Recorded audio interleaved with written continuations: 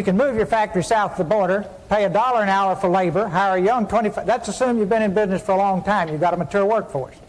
Pay $1 an hour for your labor, have no health care, that's the most expensive single element in making a car, have no environmental controls, no pollution controls, and no retirement, and you don't care about anything but making money, there will be a giant sucking sound going south.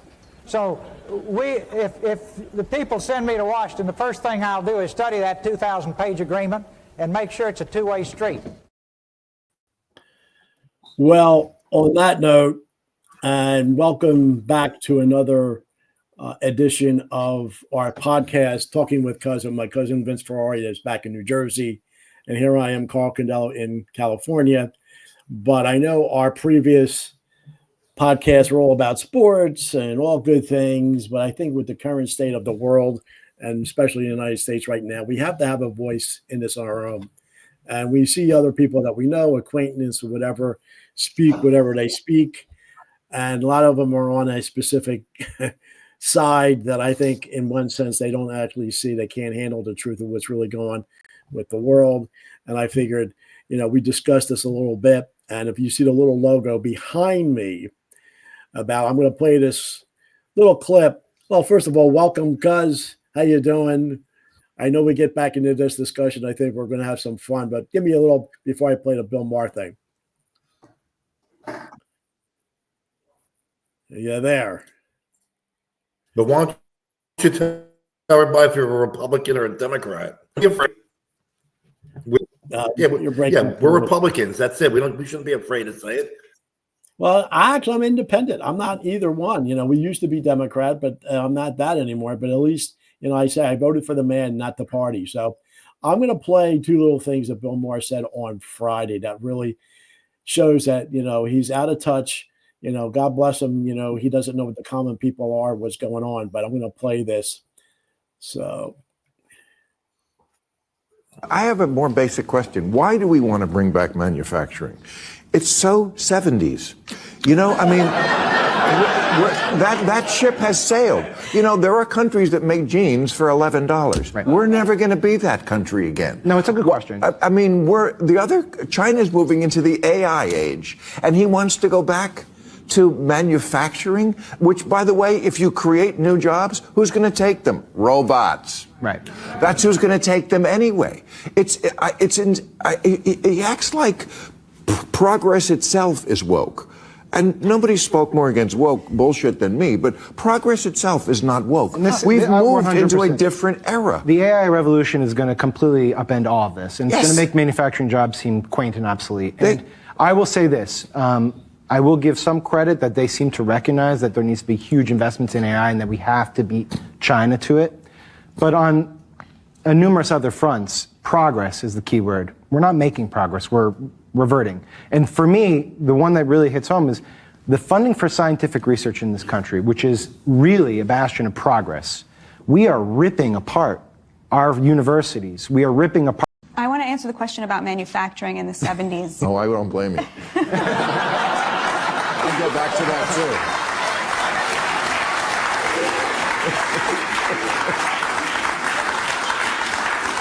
So the reason people want to go back to the 70s is in the 70s, the largest share of our GDP was in the middle class.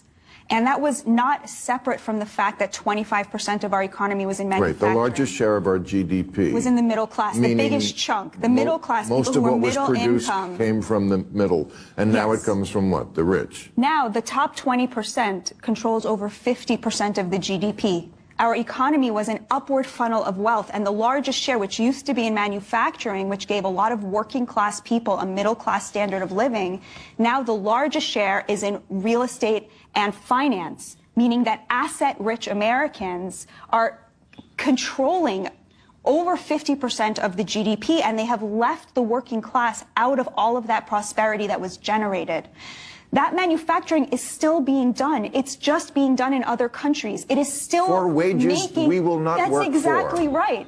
You're right, Bill. That's what the tariffs are for. They are to make American workers more competitive in the global market. Why are we accepting that there should be a race to the bottom? You know, China, what is its competitive advantage over us? It's that it pays slave wages. Why should we accept that? They're still manufacturing our PPE, our pharmaceuticals, our cars. They're making all that stuff. Trump says there are 5 industries that we cannot have any kind of national security without having a stake in them. Pharmaceuticals, lumber, steel, aluminum, and I forget what the 5th one was. But these are really important that we have a stake in the manufacturing of the things that we need as a nation so that when China decides that it wants to go to war against us, we're not relying on them for steel and aluminum in order to fight them. Okay, well, at least that's an answer. Well, I actually think that was something really that I watched live on Friday night. And I was really stunned to have him that far off that, like to say, what do we need it back for? So the theme of this podcast today is that I would go even further. I would say the suit that he wears, the tie that he wears, the shoes that he has on his feet, I'm sure it's all made overseas. And back in the 70s, there were companies that made our clothing, textiles, our furniture in North Carolina and everything. So, and I realized about 10 years ago, not that I was a big, but I looked up a bag of Oreos, and to people's astonishment, it hasn't been made in the United States for over 10 years. Mexico. Yes. So over the last, well, actually a backstory is that my dad, when he first got into construction, you're from the Philadelphia area, the Northeast Philadelphia. There was a plant up on the boulevard called National Biscuit and Nabisco. And they made mostly all their products for the whole northeastern United States. And they had another one in Chicago. But in 2016, it finally closed because, as you see it, made in Mexico. So why is it a staple of American that came out in the early 1900s, over 120 years ago? You got within a quarter-mile plant, it smelled like vanilla wafer. Exactly. And you lived in the area. So, seeing that. And that's why I use this.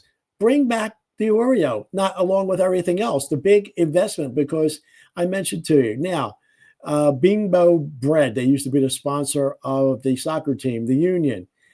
All our bread is owned by international people. You're freezing, Carl. You're freezing. Well, you are too. So I guess it's just the internet. Hopefully we can get through this. We won't be on here that long. But you living up in the Northeast, I'm sure you went by that plant a lot, and now it's gone. Those jobs are down in Mexico.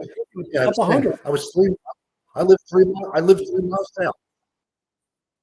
Yeah, I lived 3 miles south, and my comment was you got within a quarter mile of the Nabisco plant. It smelled like a vanilla wafer. It was great. But, the problem is these inexpensive products such as cookies and sneakers. Yeah, and Levi's. Levi's are basically produced in China. Barbie dolls are produced in China. So, yeah, you have to expect, like that woman said, inexpensive products. To be competitive, we can't make them cheap, so you have to tariff. My point about tariffs is everybody says, oh, it's a tax on the American public. It's not a tax. It is just a way of keeping the tables balanced. And we have $1 trillion deficit every year from their tariffs being higher than our tariffs. And basically, Trump wants you hear the word reciprocal. All that means is if you're charging us 10 to 15% tariffs for the Mexicos and the Canadas, we're going to do the same thing. And I got a feeling the Democratic constituents are saying, well, since the leader's saying you're going to create a recession, do this and that, and the Democratic followers just say, yeah, he's right. But they don't know what tariffs truly are. They're just a way of leveling the playing field, which has been for decades not in our favor. So, I'm just tired of watching all this news about Democrats hating Republicans, and it's just not going to change. Well, are you there? Yeah, I'm here. I have to go back. You're still spinning, Carlucci. Well, I might be spinning, but I don't see it on my end. You're the one that's spinning. But yeah, hopefully we get through this little internet. Hey, look, millions of people are on here, and I'm sure StreamYard is might experience it. But I have to go back to the early 1990s to start when I Oh, really you started. got lost for like a minute and a half. Well, it's all right. On my end, you're fine. I look like I'm all right because it's going directly to the server. The last like 90 seconds, you were gone. All right, well, we'll see how this turns out. If it doesn't turn out, I don't play it. That's all. On my end, it seems like I'm okay. Yeah, I You mean, know, if I maybe was we should starting try to to start over. I mean, I don't care if we we'll do, go. but I I'll mean, check it. No, I've seen it before. If there was circling over me, then I had the problem. You might not be seeing it, but on my end where I'm controlling, I'm okay as of right now. So to continue, I started in 1990 listening to a Philadelphia local host, good old Evil Irv. And Very similar. he was Lupus really, America. yes, he's the one who's really started educating me about really what, where's your money come from? The whole thing about, finances and things. And then the one thing he says, if you really want to learn and understand where money comes from, here's the one book you don't want to read, or if you do want to read, and this is the one, Creature from Jekyll Island. That actually it's not that great. It's a tough read, but it'll just give you the understanding of how the Federal Reserve in 1913 was developed with, I use the Gestapo tactics, the IRS, and people just will pay taxes indiscriminately because they're all so conditioned with everything. And I have a video that about all our taxes. It's just amazing that a revolution was started with what, a 2%, 3% tax on a breakfast beverage, and look where we're How did we go from now. fighting a revolution over a 2% tax on a breakfast beverage to what we pay today? And we're taxed on money when we receive it, when we spend it, when we keep it, when we invest it, and even when we die with it. It gets worse. We commute to work to make that money in a car that is taxed again to register on roads we're already taxed to build, fueled by gas that is taxed even further, and many times through tolls that tax you again. And that's to maintain bridges and highways and tunnels that already have billions of dollars, taxpayer dollars, allocated to them, and they're still falling apart. And then when you get to your office that is taxed to exist, in a corporation that is also taxed to do business, that almost certainly requires permits and other things, which are another tax, you are paid a paycheck that the corporation must match another payroll tax on top of what they have to pay you. Then you go to a home of which you are taxed to own every single year that we bought with money that the government already taxed us on.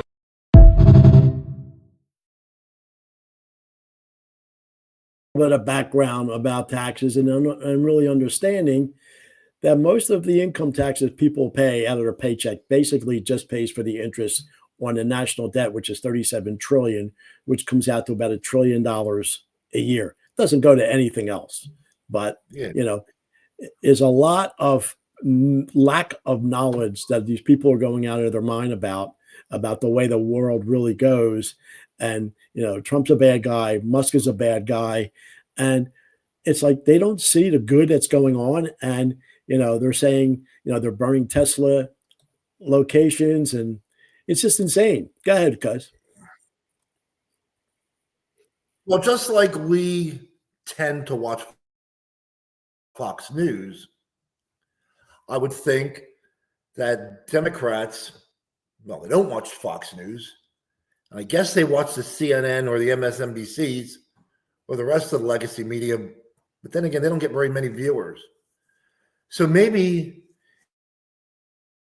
every time you see Sean Hannity pop up the list of dogenesses of wasteful spending, fraudulent spending, maybe the Democrats, the voters, followers don't even know about it because they're not watching Fox, because you aren't seeing on CNN them talking about it. I mean, the last couple of days with all the Tesla vehicles and dealerships being, firebombed or the car keyed and all that. Do you see that on CNN? Nope. You'll see something else. So they just never cover Well, I do watch some The of that, Tesla but situation. 15, 20 years And I don't know. I mean, they're not an informed public. Or with Doge, who would not want to get rid of wasteful spending? Oh, there you go. You got the there you got the legacy media. Yes, but we used to have this guy. Yep. MSNBC. And then he was like almost like we don't watch him at the end of the evening. We didn't know what really was going on, but a lot of things have changed. Well, he was a reporter. He wasn't an activist. Basically, these stations now, they're activists. They're not. They're there to give. I mean, the Jimmy Kimmels and all late Stephen night Colbert, now. they're dead hard Democrats.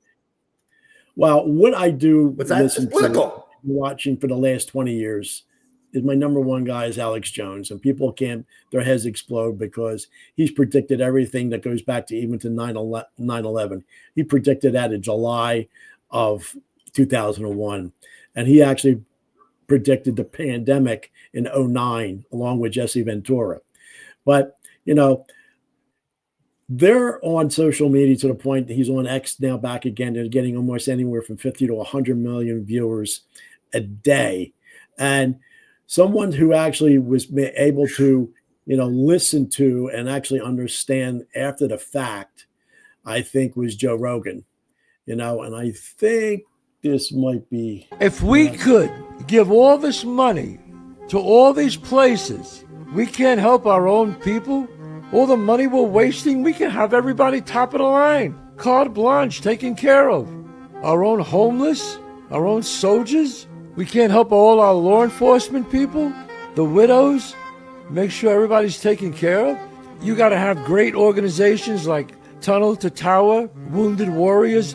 They got to go on television begging people to give money.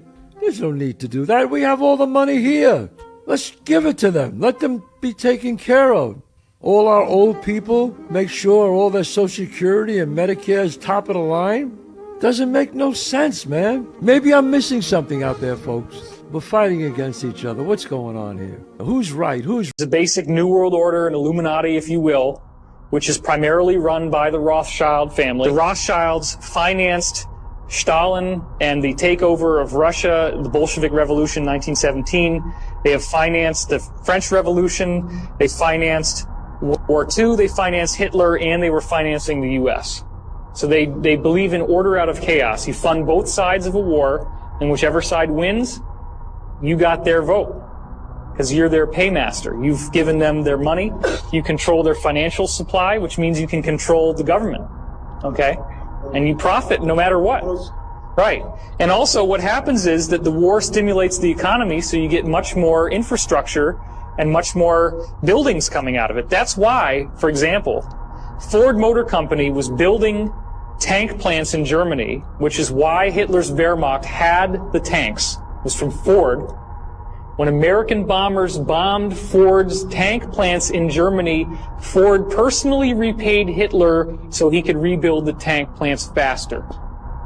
Boeing actually was shipping, this has been documented, was shipping passenger airliners to South America, which were then sent to Africa, where they ripped the seats out and turned them into Hitler's bomber fleet.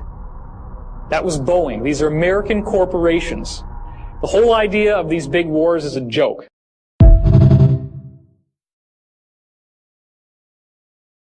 To show that along with the back when the Federal Reserve was put together, but who really runs the world and who runs the economics, and then why the Bushes were so prominent in American history. That little bit of video we just showed you. I always say, who's Prescott Bush? He was the American banker, along with other bankers, who helped finance the Second World War and Hitler. Because I was always, as a kid, your father fought in the war, my uncle, other uncles fought in the war, that somebody had to finance him, though. But then after the war, within 10 years, everything was kind of like, being rebuilt. The Olympics were back in Rome 15 years later, 1960, and Tokyo in 1964.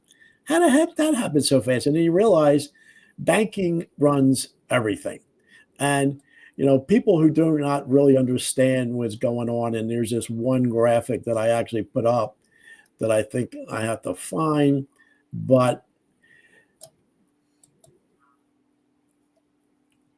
these are the people that have been around for the last 200 to 300 years. They actually financed all the wars, the revolution, the civil wars, the Russian Revolution, the French Revolution, and everything through. And one of their people passed away within the last 2 years. So it's just a shame that people don't really understand money, banking, and the whole economic world form that's really now, out of the closet. They tried to say, well, the Illuminati doesn't, the Bilderberg doesn't exist, but now they're out in the open. But it's an information war, even though bullets are not flying yet. But it's been an information war for the last 15, 20 years where most people are deceptive. And I realized that when Obama was being anointed in 2008, it's like, oh, man, they're bringing this guy up like a messiah. And I lost a lot of friends back then, too, understanding that he was a CIA plant, the whole thing. And that'll be a discussion for another podcast. But I just had to bring that up. Any comments? Well, all I know is with Obama and with Clinton, they both talked about reducing the size of government, cutting out jobs. And now, when Trump wants to do it, basically to expose ways to get rid of fraud, to get the budget, the deficit under control, now the Democrats look at Trump like he's crazy. But it was okay for Clinton to cut jobs. Obama not to cut, but for migrants. I mean, and now to get rid of an illegal immigrant, it's shocking. Can't do that. I mean, I heard somebody say, I think it was Stephen Miller. He's part of Trump's team, and he goes, "What do you want us to do to get rid of people out of the illegal criminals? You want us to bring each one to your circuit court and go through a process to see?" I mean, that's what's getting crazy. You're getting all these district federal judges saying, no, federal government can't do that. There was a statistic, during Trump's first 4 years, there were 65 of these federal rulings to cease and desist. And now what? Trump's been in office for 60 days, 50 days, and he's already had 15 of these federal orders against him. So it's frustrating. I mean, I think the Democrats have lost it. I said, how can a female voter vote Democrat when you saw what they did a couple weeks back on the biological boy versus girls in sports and locker rooms? And not one Democrat voted for that bill that would make it forever that biological boys couldn't compete with girls. And it's like, they're not the common sense word anymore. Well, we have to give a little backdrop too. We both came from the Philadelphia area. Both our parents, our fathers worked in construction. We grew up Democratic, but back in the era where it wasn't crazy, where they weren't at each other's throats. This is the transition from Eisenhower to Kennedy in 1960. And, that they were real, looking for the country and didn't hate each other, didn't vote for party. They voted for the ideas. But they realized when Kennedy got in, after Eisenhower tried to warn us about the military-industrial complex, that, they were really running the world in the United States. And then when Kennedy bucked, going into Vietnam and putting money into the federal Treasury, not the Federal Reserve, for another podcast down the road, why they eliminated it. So it's a lot of things that are happening and then now our present president, that was a, private citizen, But when he went down that escalator, because he didn't ask for permission, he didn't kiss the ring, he was not part of the global elite that it put every president in since Kennedy, and everything, no, no, no, no. And then, they calls him as a racist, but they'll never put up a picture like this. He doesn't look like a man who was really racist, with the people that he, associated with and had business with. And they completely, what I get is that, they bring up all the things that, he went bankrupt his casinos. He didn't pay anybody. And I bring the personal with my dad working at Taj Mahal. And, if he didn't pay anybody, well, he paid my father's contractor. And, when the Taj was open, he had every employee there with food. We walked around to the biggest architect and engineer to the lowest, labor. Said hello to my dad, shook my hand. I said hello to the man and realized he's a real true humanitarian. But everybody who's against him on the left make him seem that he's this big ogre. And I don't understand how people can't see all the good that he's doing. And now with Musk, who was supposed to be for the environment, with the Teslas and the cars, they're destroying property and buying gas guzzlers. It's just no common sense ain't common anymore. And I think, the way the information gets funneled. I mean, the other day, Waltz, the VP candidate, he's the governor of Minnesota. He goes, "Yeah, look at this. Look how Tesla stock has dropped. It's it's just dropping like a rock," and he's happy.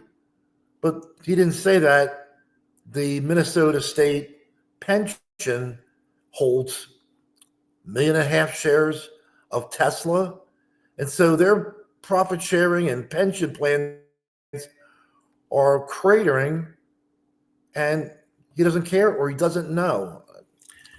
I have to say that I don't know. I know you don't think, but I think actually there's other powers at work above all of us. And I couldn't get his picture for some reason, but there's also a fellow British guy, David Icke, that I've been following for a long time too. And he mentioned back in right at the beginning of COVID, remember about 5-6 years ago when our cell phones, when 5G was introduced, he actually says you watch the people losing their minds once 5G is turned on. And this whole transgender stuff, all this stuff has really gotten really crazy in the last 5 to 6 years since 5G has been put on. Does it have some effect on people, influencing, mind control? Who knows? But it's just really interesting that now we're living in an era that is just this crazy, and this is insanity, that this little meme that put up that, being happy about the elimination of truly wasteful spending, you attack the person who uncovers it, So it's crazy. Well, that's the Democratic leaders. All they want to say is that Musk is not an elected official, and they put that out there. And then neither was Fauci or Gates, Fauci, or any of these other ones. They know that, absolutely. Right. But they don't listen to that. All they do is it's almost as if the Democratic constituents are Hitler's little followers. Like whatever you say, whatever those Democrat leaders say, we're saying, yeah, you're right. But they're not logical. Why would you not want to cut waste? What human being wants? The joke was didn't Trump say or Musk say maybe every American will get a $5,000 rebate? Will that happen? Who knows? But when you hear about these outlandish expenditures going to the U.S. aid, and there's pushback from the Democrats, and they don't mention the merits or lack of merits. All they just say is Musk is a bad person. He's not an elected official. They don't debate issues. They just want to talk louder than you. And every time I see something on a Facebook post about a Trump thing where somebody gets mad at him, it's always a name call, a lie, a misstatement, and yelling and cursing. because that's all they never got. debate the issue. I'll say, well, what about in the first 60 days, we've gotten rid of the illegal immigrant problem.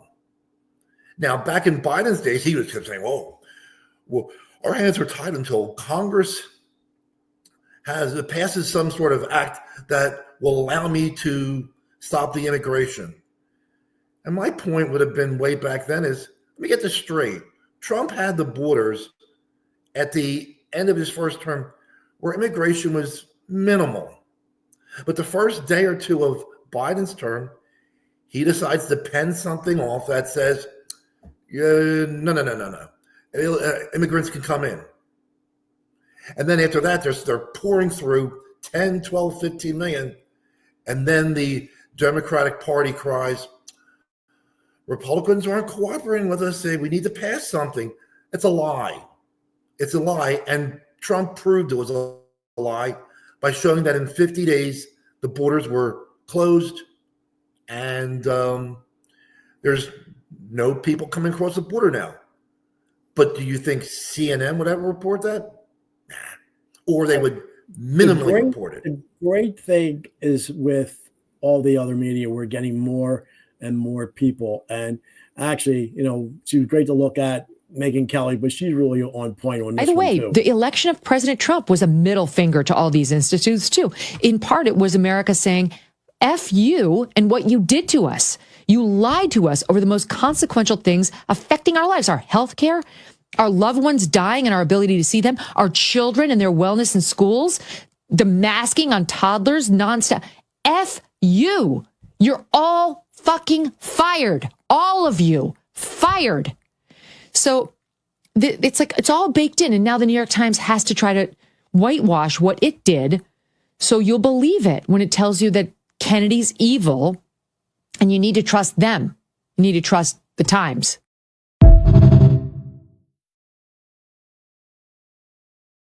Out there that's really getting a lot more views, a lot more people like me right now are sharing this. And here's another one that will be shared. So why are they so mad at him? Do you have any idea? They're throwing fire at his dealerships. Many people who own his car, the Tesla, they're selling them and they're acting like that's going to hurt him. You've already bought it, dummy. So he already has the money. But why are they so mad at him? They're saying he's cutting back on Medicaid, Medicare, and Social Security. Is he really doing that? No. He's cutting back on veterans' benefits. Is he really doing that? No. But the lies are out there, the misinformation is out there, and people are starting to buy it. Let me help you out with that. Medicaid, Medicare, Social Security, if you qualify for it, nothing's going to change for you. He's trying to cut back on fraud, waste, and abuse. At the VA, they're making the VA better and more efficient so that it better serves you. If it's not serving you well, it's because you might not qualify, or you need to get a hold of somebody at the VA making them fix it, because again, if you qualify, you're not losing any benefits. In fact, they're looking at increasing your benefits. So why are they really mad at him?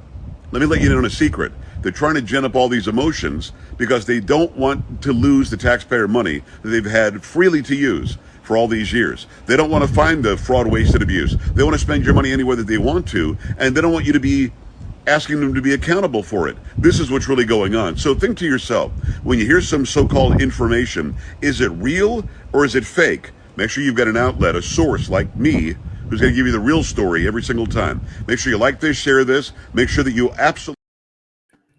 So that's the good thing. And even though now having our own little podcast, not that we're going to get anything nationally syndicated, but at least there's going to be some people that see it, that's going to watch it, that are going to be completely on the other side. And we do, like we mentioned, and when we started doing this, that yes, if you want to come on and have a discussion and a good old-fashioned debate with, a civil about, the current times, please come on board. We would love to have it. It would be good. Yeah, but it never becomes a civil debate. The point that he just brought up, I've debated people, and we have a Democratic congressman running for office, South Jersey. And he says, I won't allow Medicaid to be cut. Yeah, you're breaking up a little bit there, Vin. Nobody's trying. And when you debate somebody on it, they just don't even debate it. It's again always the line. Yeah, it seems like you're breaking up a little bit. There's another one. It's frustrating that it's not about issues. It's about yelling and screaming and name calling and misstatements, and it's not going to change. I mean, I saw a statistic today. I mean, Trump's numbers are up and Democrat numbers are down, but on having to do with, I think it was the borders and the illegals, he has a 55% approval rating and 43% disapprove. Why are 43% disapproving with the border activity and illegal immigrants? I can get 30% because those diehard Democrats, you know, they if they had Hitler running for president, they'd vote for him, and there's your 30%. But I can't believe people who, and that's where I have to draw the line. If they put that line down there that he's Hitler, and I have to say, come on, I don't see any golf, Hitler golf resorts or hotels or places. Oh God. We all do Fascist, know. Dictator, Nazi, threat to democracy. It shows their not incompetence, but just repeating what other people say without knowing real history about who that person really was. That he was a product of the First World War. He actually, two of his platoons were wiped out, and he just still survived. And he hated the way Germany was treated after the First World War, with the Weimar, and then you needing an actual wheelbarrow because their economy was so bad just to get so he was angry about everything, and he did have some vengeance. But Trump, I've been following him for 40 some years, living in Atlantic City and knowing what he did and how he was able to develop that. And I school anybody who tells me that, he bankrupted them and this and that. I said, come on, you got to understand the true story. But in New York, you don't hear any of the unions, any of the people who worked on any of his projects. They loved him. They loved because he would go down to the common guy. How you doing? Because Vin, you were not a project manager, facilities manager. Now, you weren't a developer, but the buildings were already there. But I'm sure if you go to respect everybody, no matter what their position is in that building, they will respect you. And that's the way he was. He wasn't all money. Well, what I don't like is like the Rachel Maddow saying, he's gonna kick me out of the country. It's like, what did he do his first 4 years? Did he boot anybody out of the country? No. But if he gets reelected, which he did, now he's going to kick me out of the country. And all these people that the Rosie O'Donnells, I'm leaving the country. What? At least she did. Okay, I got to give her credit. She's the only one. What's he going to do to people? It's all fear mongering. It's you're dealing with a Nazi, and it's fear mongering. That's what they're trying to put out there. And that's why the Democrat approval rating is only in the 20%. Well, the thing is, they are imploding after what Schumer went through. They're all going on him. Look, they have nothing left. That's that building that's imploding. That the foundation is crumbling now. There's nothing left. Here's another little piece that I think knows that getting rid of the deficit will require some tough decisions, and that includes cutting back on billions of dollars in programs that a lot of people care about. But what should be easy is getting rid of the pointless waste and stupid spending that doesn't benefit anybody. Waste we should be getting rid of, even if we didn't have a deficit. Sure, some of these cuts aren't that big, but no amount of waste is acceptable. Not when it's your money. Not at a time when so many Americans are already cutting back. Just as families are living within their means, government should too. Did you know the federal government pays for a website devoted to a folk music ensemble made up of forest rangers? They're called the Fiddlin' Foresters. I'll put their music on my iPod, but I'm not paying for their website. And there are hundreds of similar sites that we should consolidate or just get rid of. By the way, you're not only paying for websites no one needs, you're paying for thousands of buildings all across the country no one uses. For the last decade, the government's owned a massive and completely empty warehouse in the middle of Brooklyn, for example. Government hadn't been able to sell this building and others like it because of red tape and Washington politics that held things up for years. But we're finally cutting through all that and plan to get rid of these buildings in the months ahead. We need to step up our game. We need to go after every dime. We need to make government work for you. That's why, starting today, I've asked the Vice President to lead a renewed effort to hunt down misspent tax dollars in every agency and department of this government. We're calling it the Campaign to Cut Waste. and I know Joe's the right man to lead it, because nobody messes with Joe.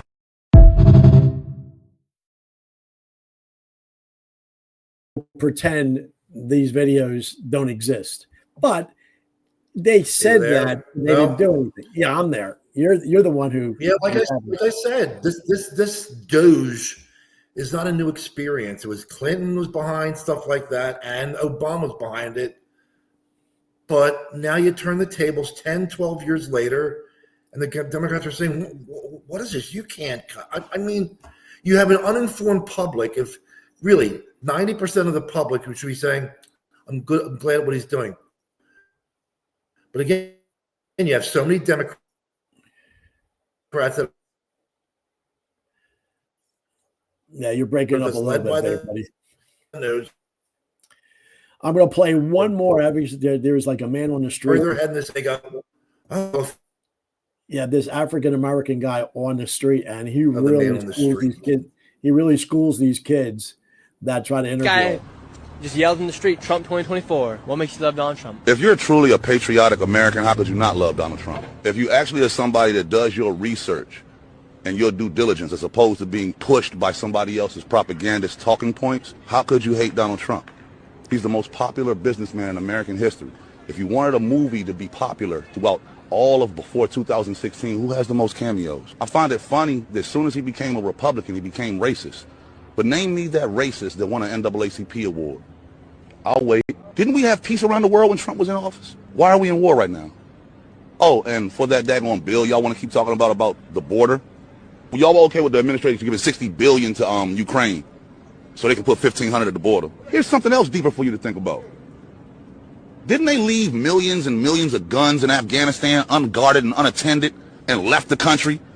Directly after that, Xi Jinping and Putin came down and gave them legitimacy. Well, what happens after that? Oh, didn't Biden give Putin access to a gas pipeline?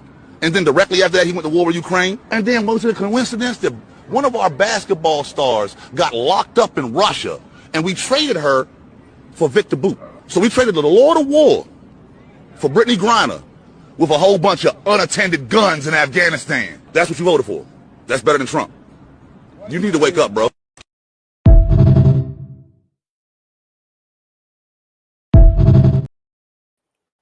A video like that, the left with actually an African American guy not, being for Trump, is making them absolutely out of their mind. I know we're at the 40-minute mark, and we actually have their call. So it doesn't matter. It doesn't matter that you have facts like that gentleman had listed. It doesn't matter because Democrats don't listen to it, or they're not being shown it, because if you don't watch Fox News, you aren't getting all this stuff. You're just getting the crap that the Democrats want to feed you. It's frustrating. Well, it is frustrating to watch, but thank God there are enough people. The die Republicans will follow through. Yeah. On that note, what you're saying about feed it, came on this podcast just to talk about what's not made in the United States anymore. And I have behind me my little background is the good old Oreo. The Oreo is no longer been made in the United States. And what Trump is trying to say, bring back manufacturing and bring back what our staples are back to America, not have international global companies own or even our food companies and having the Oreo made in Mexico. They're still good, but hey, that there's hundreds and thousands of jobs that could be back in the United States in bakeries. So I'm going to go have dinner now. Did you have dinner? Maybe you're going to have an Oreo for dessert. Yes. Remember, it's 9:30 East. I'm in the East, so it's a little later here. But maybe the next time we do one, maybe delicious dinner. In fact, I have. Our internet connection will be a little bit better because I think actually on your end, Vin, yours was a little bit curly there about a little misconnection. But hopefully this. It's rain. It's a good storm. Yeah, I'll take a look at it. But hey, going through 45 minutes and we didn't even brush the surface. But I think maybe a little bit, and maybe somebody will watch this and maybe want to come on another one. We could have a civil conversation about this. And is there anything that I kind of missed, and maybe something else you wanted to mention? If you're still there, you're still there. We missed everything. I mean, there's so much. It's just frustrating that you can't talk to a Democrat and say, let's talk the issues. You never get that. You never get that. So all you're doing is talking with other Republicans who agree with you. Well, I will put this out there and see if anybody wants to come on another one and actually, truly debate facts, not innuendos and not, fear mongering. So, guys, I do appreciate this. I know we only scratched the surface. Hey. The good old Philadelphia, that, it's ironic that one of my dad's first jobs ever was building that, he called it National Biscuit back then, up on the boulevard in Philadelphia, that baked most of all the Nabisco products back in the day. And you're living in that area and actually smelling it. So, guys, appreciate this. We'll come back maybe in another week with another edition of Talking with Cuz, and we'll see you next time. You got it.